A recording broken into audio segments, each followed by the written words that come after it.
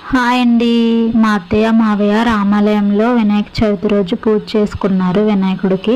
దానికి సంబంధించిన పూజ అయితే ఇలా జరిగింది. ముందు పీట వేసి దానిపైన మంచిగా ముగ్గు పెట్టి దానిపైన ఒక తెల్లని వస్త్రాన్ని వేసి వడ్లను అయితే చల్లారు. తర్వాత తీసుకొచ్చిన విగ్రహాన్ని అయితే ఇలా పీట మీద పెట్టారు. తర్వాత వినాయకుడికి మొలతాడు కట్టి మేము తెచ్చిన వస్త్రాలతో ఇలా స్వామివారిని అయితే అలంకరించేశారు. ఈ తెల్లని పంచె స్వామివారికి కట్టగానే చాలా మంచి లుక్ అయితే వచ్చేసింది. స్వామివారి వస్త్రాలతో చాలా అందంగా అయితే అనిపించారు. తర్వాత తీసుకొచ్చిన తుండను కూడా నీట్గా మడతపెట్టి స్వామివారి మెడలో అయితే వేసేసామన్నమాట. తర్వాత స్వామివారికి జంజం కూడా వేయాలి. దానికి కూడా గంధం బొట్టు అలాగే కుంకుమ కూడా పెట్టేసి జంజాన్ని కూడా స్వామివారి మెడలో అయితే వేసేసాము. ఇది జరుగుతున్నంతసేపు భజంత్రీలు మోగుతూనే ఉన్నాయి. మేము ఇంటి దగ్గర నుంచి పూజకు వచ్చింది మొదలు పూజలో కూర్చునేంత వరకు స్వామివారిని అలంకరించేంతసేపు కూడా భజంత్రీలు మోగుతూ ఉన్నాయన్నమాట. తర్వాత మేము తీసుకొచ్చిన దండలు కూడా వేస్తామన్నమాట. ఒక్కొక్కటి లిల్లీ పూల దండ అలాగే బంతి పూల దండ కూడా. తర్వాత పూజ అయితే స్టార్ట్ చేస్తారు. కింద మంచిగా ముగ్గు వేసి దానిపైన తెల్లని వస్త్రం వేసి దానిపైన కొద్దిగా బియ్యం వేసి ఇలా అయితే దీపారాధన వెలిగించారనమాట. తర్వాత అఖండ దీపాన్ని కూడా వెలిగించారు. ఈ అఖండ దీపం స్వామివారి నిమజ్జనం అయ్యేంత వరకు కూడా ఆరకూడదు అనమాట. చాలా జాగ్రత్తగా అయితే చూసుకోవాలి.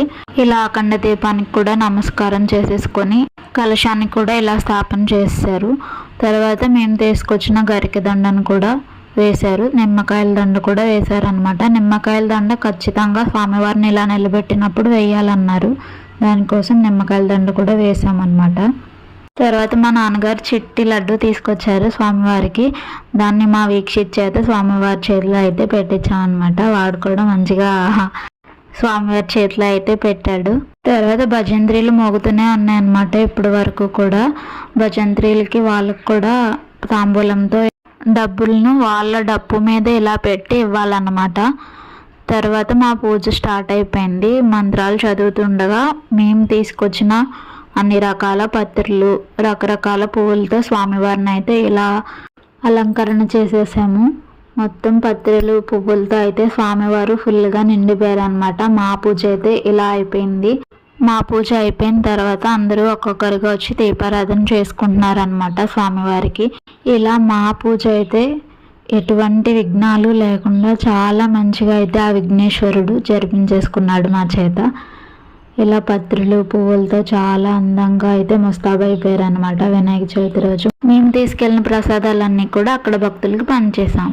జై బోలో గణేష్ మహారాజ్ కి జై.